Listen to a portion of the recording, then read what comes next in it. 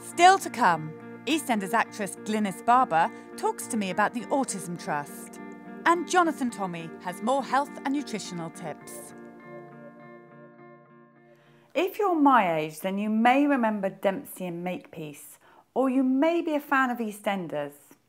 Well, Glynis Barber, who plays Glenda Mitchell, is a patron of the Autism Trust, a charity that builds futures for people with autism and Asperger's. Glynis is here to talk about the charity, but this interview does have a twist. Hello, I'm Glynis Barber and I'm the patron of the Autism Trust. The Autism Trust is an absolutely fantastic charity that has great plans. And I have a very special guest today who's going to tell us all about the Trust, the person who founded the Trust, the one and only Polly Tommey. Oh, thank you very much, Glynis. Yes, we do need to talk about the Trust because it's an extremely important charity. I first set this up about 4 years ago when I realised that for Billy and Billy's type of autism, there was very little for him in the future. And we knew that we wanted Billy to do something other than just live at home. Yeah. And I knew that I didn't want him to be a burden, if you like, for the other two children. Right. Because, you know, Billy has his needs. He's always going to have some kind of support. And it's not fair, I don't think, on Bella and Toby to live the rest of their lives worrying about their brother. They need to know their brother's happy and safe and living a life with fulfilment somewhere. So the idea behind this is that we build places where people like Billy can work, put something back into society, give something back and get something back, and be safe from society and to society. Do you see what I mean by that? So basically what the Autism Trust do is they will build a centre. Am I right in thinking that the dream is to have a centre in every community? We're going to need a centre in every county purely because of the numbers of autism. So for whatever reasons, autism is on the rise.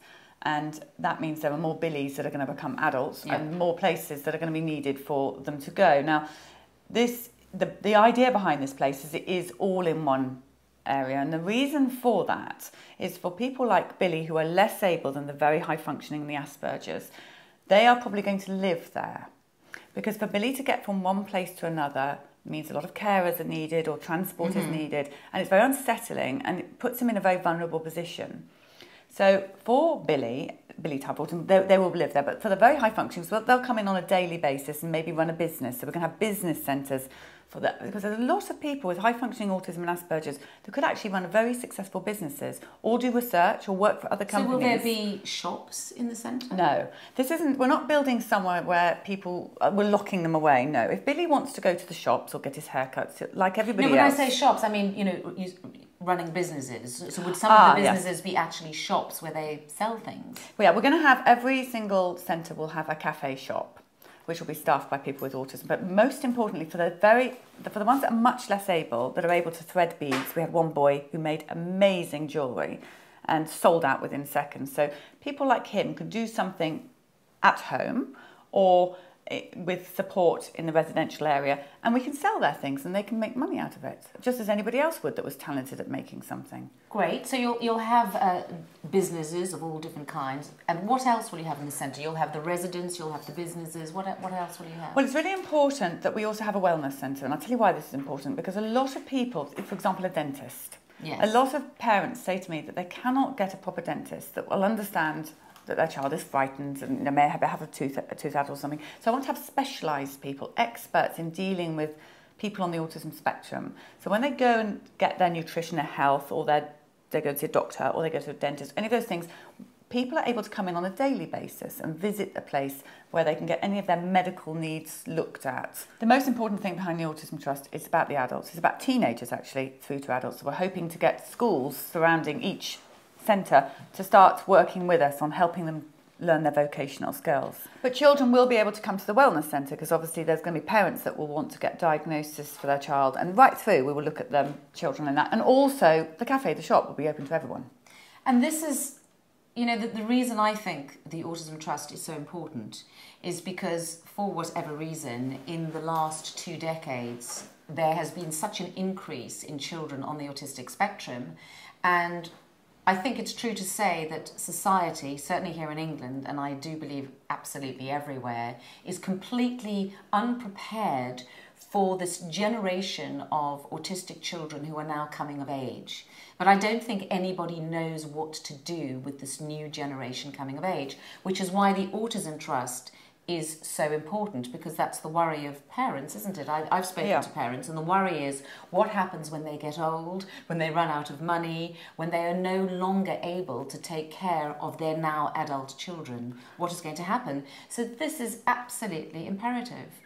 And it's a wonderful centre. It's been so well thought out. It's idyllic. But I must say there's one thing that's driving me insane, and that's a lot of people don't want us to build the Autism Trust in their area because they don't want people like that living next to them. And I have to say this over and over again, this is very important, they are already there. If we have 1 in 40 boys in this country with an autism spectrum disorder and 1 in 125 girls, these people are already living They're already in the community. Now, this is actually something much safer and easier.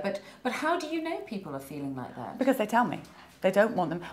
They said to me, Polly, why don't you build it? I suggest a very good place would be build it, and they suggest anywhere but around them because they're scared. They don't understand what autism is. Well, see, this is exactly it. It's that people do not understand the nature of autism. Yeah. I mean, and autistic people are the most vulnerable people of all, so it's a little ironic, isn't it, that the outer community, and this is why the community at large needs educating. Absolutely. And what is autism, what is Asperger's, what it is, because I think people just think it's some kind of awful mental disorder and they're going to be violent, they're not. They are the most wonderful people, and I've met thousands of people with autism and they're all fabulous. Well, I think this is brilliant. I think it's the most brilliant plan. I think it's incredibly exciting. I know, aren't they thinking in the Middle East? They're wanting to build one they're wanting to build this everywhere, Colombia, everywhere.